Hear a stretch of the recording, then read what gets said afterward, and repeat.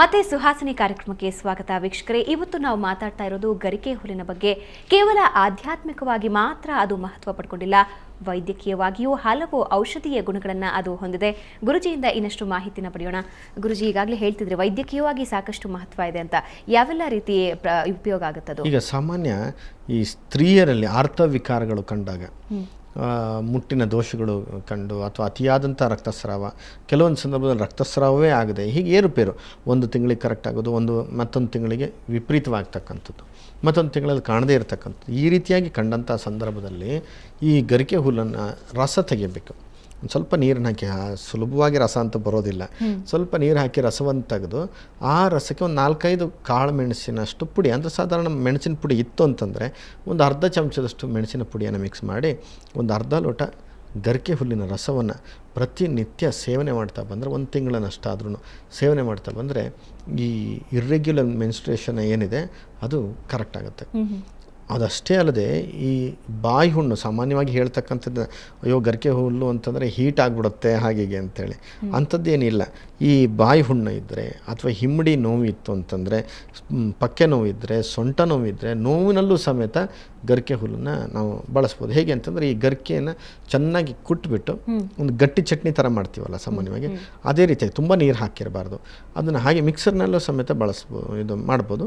ಸಣ್ಣಕ್ಕೆ ಉಂಡೆ ಥರ ಮಾಡ್ಕೊಂಡು, ಒಂದು ಸಾಧಾರಣ ಒಂದು ನೆಲಗಡಲೆ ಉಂಡೆಗೆ ಸ್ವಲ್ಪ ದೊಡ್ಡ ಉಂಡೆ ಮಾಡಿಕೊಂಡು ಇದನ್ನು ಏನು ಮಾಡಬೇಕು, ಗಂಧದಂತೆ ತೇದಿರ್ತಕ್ಕಂಥದ್ದನ್ನು ಒಂದು ಅರ್ಧ ಚಮಚ ಜೇನುತುಪ್ಪ ಬೆರೆಸಿ ಒಂದು 30 ದಿನಗಳ ಕಾಲ ಬೆಳಗ್ಗೆಗೆ ಒಂದು ಸರ್ತಿ, ರಾತ್ರಿಗೆ ಒಂದು ಸರ್ತಿ ಈ ಗುಳಿಗೆ ತಿಂದಂಗೆ ತಿಂತಾ ಬರಬೇಕು. ಇದಕ್ಕೆ ಏನು ದುಡ್ಡು ಕೊಡಬೇಕಾಗಿದೆ? ಹೊರಗಡೆ ನೋಡಿದ್ರೆ ತೆಗ್ದಷ್ಟು ಗರಿಕೆ ಹುಲ್ಲು ಸಿಗುತ್ತೆ, ಅದನ್ನೊಂದು ಚೆನ್ನಾಗಿ ಅರೆದ್ಬಿಟ್ಟು ಒಂದು ಉಂಡೆ ಥರ ಮಾಡೋದು, ಒಂದು ಚಮಚ ಅಥವಾ ಅರ್ಧ ಚಮಚ ಜೇನುತುಪ್ಪ ಮಿಕ್ಸ್ ಮಾಡ್ಕೊಂಡು ಕುಡಿಯೋದು. ಇಷ್ಟೇ ಔಷಧಿನಲ್ಲಿ ನೋಡಿ, ಗರಿಕೆ ಹುಲ್ಲಿನ ರಸವನ್ನೇ ಒಂದು 2 ಚಮಚ ರಸವನ್ನು ಒಂದು ಚಮಚ ಜೇನುತುಪ್ಪದ ಜೊತೆಯಲ್ಲಿ ಸೇರಿಸಿ ಸೇವನೆ ಮಾಡ್ತಾ ಬಂದರೆ ಮಕ್ಕಳಿಗೆ ಒಂದು ಇಮ್ಯುನಿಟಿ ಪವರ್ ಜಾಸ್ತಿ ಆಗುತ್ತೆ, ರೋಗ ಪ್ರತಿರೋಧಕ ಶಕ್ತಿ ಬರುತ್ತೆ. ಸಾಮಾನ್ಯವಾಗಿ ಯಾವಾಗ ನೋಡಿದ್ರೂ ವೈರಲ್ ಫೀವರ್ ಇರುತ್ತೆ, ಮತ್ತೊಂದಿರುತ್ತೆ ಹಾಗೆ ಅಂತ ಅಂತಿರ್ತಾರಲ್ಲ, ಅಂತಹ ಸಂದರ್ಭದಲ್ಲಿ ಅಂತಹ ಮಕ್ಕಳಿಗೆ ಕೊಡ್ತಾ ಬಂದರೆ ಅದು ಕಡಿಮೆ ಆಗುತ್ತೆ. ಒಂದು ವೇಳೆ ಕೆಮ್ಮು ಸಿಕ್ಕಾಪಟ್ಟ ಇತ್ತು ಅಂತಂದರೆ ಇದಕ್ಕೆ ತುಳಸಿ ರಸವನ್ನು ಸಹ ಮಿಕ್ಸ್ ಮಾಡ್ಕೋಬೋದು. ಇದು ಆ್ಯಂಟಿವೈರಲ್ ಪ್ರಾಪರ್ಟಿ ಇರತಕ್ಕಂತಹ ಒಂದು ಗಿಡ, ಆ್ಯಂಟಿ ಬ್ಯಾಕ್ಟೀರಿಯಲ್ ಆಗಿಯೂ ಸಹ ಕೆಲಸ ಮಾಡುತ್ತೆ.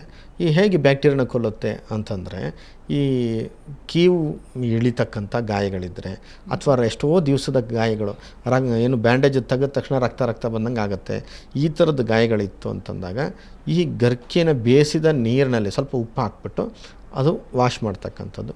ಕಡೆಗೆ ಬರೀ ಗರಿಕೆಯ ರಸವನ್ನೇ ಹಚ್ತಾ ಬಂದರೆ ಈ ಗಾಯ ಗುಣ ಆಗುತ್ತೆ. ಇದಷ್ಟೇ ಅಲ್ಲದೆ ಜೀರ್ಣಕ್ರಿಯೆಯನ್ನು ಸಹ ಜಾಸ್ತಿ ಮಾಡಲಿಕ್ಕೂ ಸಮೇತ ಇದು ಕೆಲಸವನ್ನು ಮಾಡುತ್ತೆ ಈ ರಸ. ಕೆಲವೊಂದು ಸಂದರ್ಭದಲ್ಲಿ ಹೊಟ್ಟೆ ನೋವು ಬಂತು ಅಂದಾಗ ಪ್ರಾಣಿಗಳು, ಯಾವುದು ಬೆಕ್ಕಾಗಲಿ ನಾಯಿ ಆಗಲಿ, ಅಜೀರ್ಣ ಆಗ್ತಾಯಿದೆ ಅಂತಂದಾಗ ಹೈಪರ್ ಅಸಿಡಿಟಿ ಆಗುತ್ತೆ, ನಾಯಿಗಳಿಗೂ ಹೈಪರ್ ಅಸಿಡಿಟಿ ಆಗುತ್ತೆ. ಅವಾಗ ಏನಂತಂದರೆ ಈ ನೊರೆ ಆಗಿರುತ್ತಲ್ಲ ಹೊಟ್ಟೆ ಸ್ಟಮಕ್ನಲ್ಲಿ, ಅದು ತೇಗ್ ಬರ್ತಾನೆ ಇರುತ್ತೆ ಸುಮ್ಮನೆ ಗರ್ರ ಅಂತ. ಈಗ ಸಾಮಾನ್ಯವಾಗಿ ಎಲ್ಲ ಮನುಷ್ಯರು ನೋಡಿರ್ತಾರೆ, ಆ ನೊರೆ ಬುರುಗುವಿಕೆ ಆದಾಗ, ಹೊಟ್ಟೆ ನೋವು ಜಾಸ್ತಿ ಆದಾಗ ಈ ಬೆಕ್ಕಾಗಲಿ ಅಥವಾ ನಾಯಿ ಆಗಲಿ ಓಡೋಗಿ ಗರಿಕೆ ಹುಲ್ಲನ್ನು ತಿಂತವೆ. ಬಹಳ ಆಶ್ಚರ್ಯ ಅನಿಸುತ್ತೆ, ಅಯ್ಯೋ ಇದೇನಿದು ನಮಗೆ ಗೊತ್ತಿಲ್ಲ ಔಷಧವನ್ನು, ಆ ಪ್ರಾಣಿಗೆ ಯಾರು ಹೇಳ್ಕೊಟ್ಟಿದ್ದಾರೆ? ಎಲ್ಲೋ ಒಂದು ಟ್ಯೂಷನ್ಗೆ ಹೋಗಲ್ಲ, ಪುಸ್ತಕ ಓದಲ್ಲ, ಏನಿಲ್ಲ. ಆ ಬೆಕ್ಕಿಗೆ ಯಾರು ಹೇಳ್ಕೊಟ್ರು? ದೇವರ ಸೃಷ್ಟಿ ನೋಡಿ ಹೇಗಿದೆ ಅಂತೇಳಿ. ಆ ಗರಿಕೆ ಹುಲ್ಲನ್ನು ತಿಂದುಬಿಟ್ಟು ವಾಂತಿ ಮಾಡ್ತವೆ.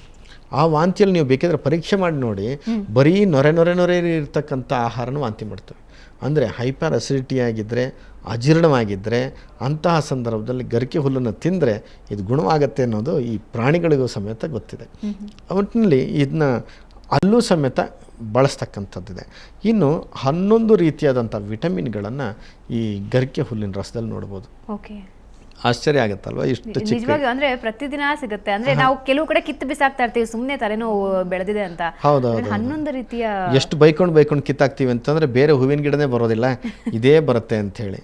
ಆದರೆ 11 ವಿಟಮಿನ್ ಇರ್ತಕ್ಕಂಥದ್ದು ನಮ್ಮ ಮಕ್ಕಳಿಗೆ ಕೊಡ್ತಾ ಬಂದರೆ ಇದ್ರ ಜೊತೆನೆಲ್ಲ ಮಂಡೂಕ ಪರ್ಣಿ ಅಂತಿದೆ, ಅದನ್ನು ರಸವನ್ನು ತೆಗೆದು ಇದ್ರ ರಸವನ್ನು ಒಂದೊಂದು ಚಮಚ ಮಿಕ್ಸ್ ಮಾಡಿ ಒಂದು ಅರ್ಧ ಚಮಚ ಜೇನುತುಪ್ಪ, ಬರೀ ರಸ ಅಂದರೆ ಕುಡಿಯೋಕ್ಕೆ ಹೋಗೋದಿಲ್ಲ ಮಕ್ಕಳು, ಒಂದು ಅರ್ಧ ಚಮಚ ಜೇನುತುಪ್ಪ ಮಿಕ್ಸ್ ಮಾಡಿ ಕೊಡ್ತಾ ಬಂದರೆ ಯಾವ ಔಷಧಿಗಳು ಬೇಕಾಗೋದಿಲ್ಲ.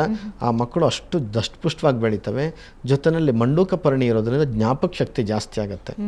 ಅಂದರೆ ತನ್ನಲ್ಲಿ ಈ ರೋಗ ನಿರೋಧಕ ಶಕ್ತಿ ಬರುತ್ತೆ. ಯಾಕೆಂತಂದರೆ 2 ಗುಣಗಳು ಇದರೊಳಗಿದೆ ಅನ್ನಲ್ಲ ನಾನು, ಒಂದು ಆ್ಯಂಟಿಬ್ಯಾಕ್ಟೀರಿಯಲ್ ಇದೆ, ಒಂದು ಆ್ಯಂಟಿವೈರಲ್ ಪ್ರಾಪರ್ಟಿನೂ ಇದರೊಳಗೆ ಇರೋದರಿಂದ ನಿಮಗೆ ಅನುಮಾನ ಇತ್ತು ಅಂತಂದಾಗ ಈ ವೈರಸ್ಸು ಜಾಸ್ತಿಯಾಗಿ ಈ ಕೆಲವೊಂದು ಸಂದರ್ಭದಲ್ಲಿ ಹರ್ಪಿಸ್ ಅಂತಾಗುತ್ತೆ, ಸರ್ಪಸುತ್ತು ಅಂತೇಳಿ. ಈ ಸರ್ಪಸುತ್ತು ಆಗುವಂಥ ಸಂದರ್ಭದಲ್ಲಿ ಸರ್ಪಗಂಧದ ಬೇರಿದೆಯಲ್ಲ ಅದನ್ನು ತೇದಬೇಕು ಯಾವುದ್ರೊಳಗೆ, ಗರಿಕೆ ಹುಲ್ಲು ರಸದಲ್ಲಿ. ಆಮೇಲೆ ರಸ ಬರೋದಿಲ್ಲ ಅಂತಿದ್ರೆ ಗರಿಕೆ ಹುಲ್ಲನ್ನು ಚಟ್ನಿ ಥರ ಮಾಡಿ ಅದನ್ನು ಏನು ಮಾಡಬೇಕು, ಬಟ್ಟೆನಲ್ಲಿ ಹಿಂಡಿ ಎಷ್ಟು ರಸ ಬಂತು ಅಷ್ಟು ರಸ ತೆಗೆದು ಅದಕ್ಕೆ ಸರ್ಪಗಂಧವನ್ನು ತೇದ್ಬಿಟ್ಟು ಆ ಸರ್ಪಗಂಧದ ಜೊತೆಯಲ್ಲಿ ಈ ಒಂದು ದ್ರವ್ಯ ಬರುತ್ತೆ, ಏನಂತಂದ್ರೆ ತೆಂಗಿನಕಾಯಿದು ಮಿಡಿ ಬೀಳುತ್ತೆ, ಇಷ್ಟೇ ಸಣ್ಣ ತೆಂಗಿನಕಾಯಿಗಳು, ಅದು ಬಿದ್ದೋಗ್ತಾನೆ ಇರುತ್ತೆ. ಸಾಮಾನ್ಯ ತೆಂಗಿನ ಮರದ ಕೆಳಗಡೆ ನಾವು ಕಾಣ್ತೀವಿ. ಆ ಮಿಡಿಯದ ಮೇಲ್ಗಡೆ ಸಿಪ್ಪೆಯನ್ನು ತೆಗೆದು ಬಿಸಾಡಬೇಕು. ಅದನ್ನು ಕುಟ್ಬಿಟ್ಟು ರಸ ಹಿಂಡಿದ್ರೆ ಆ ರಸ 1 ಚಮಚ ಅಷ್ಟು ಬರ್ಬೋದು. ಇದನ್ನು ಮಿಕ್ಸ್ ಮಾಡಿ ಒಂಥರ ಪೇಸ್ಟ್ ಥರ ಆಗುತ್ತೆ. ಪೇಸ್ಟನ್ನು ಹರ್ಪಿಸ್ ಮೇಲೆ ಹಚ್ಚಿ, ಯಾವುದು ಸರ್ಪಸುತ್ತಿನ ಮೇಲೆ ಹಚ್ಚಿದರೆ ವಿತಿನ್ 3 ಡೇಸ್, ಬರೀ 3 ಅಥವಾ 5 ದಿವಸದಲ್ಲಿ ಸಂಪೂರ್ಣವಾಗಿ ಸರ್ಪಸುತ್ತು ಕಡಿಮೆ ಆಗುತ್ತೆ, ಸರ್ಪ ಹುಣ್ಣು. ಯಾಕೆಂತಂದರೆ ಇದರೊಳಗೆ ವೈರಸ್ಸನ್ನು ಕೊಲ್ತಕ್ಕಂಥ ಶಕ್ತಿ ಈ ಗರಿಕೆ ಹುಲ್ಲಿಗಿದೆ. ಈ ಸರ್ಪ ಹುಣ್ಣು ಎಂಥ ಭಯಂಕರ ಅಂತಂದರೆ ಕೆಲವೊಂದು ಸಂದರ್ಭದಲ್ಲಿ ಈ ನರಗಳನ್ನೇ ಡ್ಯಾಮೇಜ್ ಮಾಡುತ್ತೆ. ಆ ಸರ್ಪ ಹುಣ್ಣು ಬಂದು ಹೋಗಿ 1 ವರ್ಷ 2 ವರ್ಷ ಆಗಿದ್ರೂ ಸಮೇತ ಈ ನರದ ನೋವು ಕಡಿಮೆ ಆಗೋದಿಲ್ಲ. ಆ ಭಾಗದಲ್ಲಿ ನೋವಿರೋದು, ಅಲ್ಲೆಲ್ಲ ಒಂಥರ ಸ್ಪಾಟ್ ಥರ ಕಲೆಗಳಿರ್ತಕ್ಕಂಥದ್ದು ಇವೆಲ್ಲ ಇರುತ್ತೆ. ನೀವು ಪ್ರಾರಂಭದಲ್ಲೇ ಇದನ್ನು ಮಾಡಿದ್ರೆ ಆ ವೈರಸ್ಗಳು ನರನ ಡ್ಯಾಮೇಜ್ ಮಾಡೋದಿಲ್ಲ. ಅದನ್ನು ಎಷ್ಟು ನೋಡಿ ಕಾಯಿ ಸಮೇತ ಬಿದ್ದು ಹೋಗೋದು. ನಾನು ಹೆಚ್ಚಿಗೆ ಔಷಧಿಗಳ ಏನು ಹೇಳ್ತೀನಿ ಬಿಸಾಕ್ತಾ ಸಾಮಾನ್ಯವಾಗಿ ವೀಕ್ಷಕರು ಅದನ್ನ ಅಬ್ಸರ್ವ್ ಮಾಡಿರ್ತಾರೆ. ಎಷ್ಟು ಔಷಧಿಗಳನ್ನು ಹೇಳಿರ್ತೀನಿ ಅವುಗಳನ್ನೆಲ್ಲ ನಾವು ಯಾವುದನ್ನು ನೆಗ್ಲೆಕ್ಟ್ ಮಾಡಿರ್ತೀವೋ ಅದೇ ಅದರಲ್ಲೇ ಔಷಧಿ ಹೇಳಿರ್ತೀವಿ. ಯಾಕೆಂತಂದರೆ ಈಗ ತೆಂಗಿನಕಾಯಿ ಸಣ್ಣದು ಅದು ಉಪಯೋಗಕ್ಕೂ ಬರೋದಿಲ್ಲ, ಅದು ಬಿದ್ದೋಯ್ತು ಅಂತಿರ್ತೀವಿ. ಆದರೆ ಅದು ಬಿದ್ದು ಹೋದಂಥದ್ದು ರಸ ಉಪಯೋಗಕ್ಕೆ ಬಂತು. ಈ ನಾವು ಮೆಟ್ಕೊಂಡು ಹೋಗ್ತಕ್ಕಂಥ ಗರಿಕೆಯೂ ಸಹ ಅದು ನಮ್ಗೆ ಇದು ಬರುತ್ತೆ. ಆದರೆ ಒಂದು ಗರಿಕೆಗೆ ಎಷ್ಟು ಸ್ವಾಭಿಮಾನ ಇದೆ ನೋಡಿ.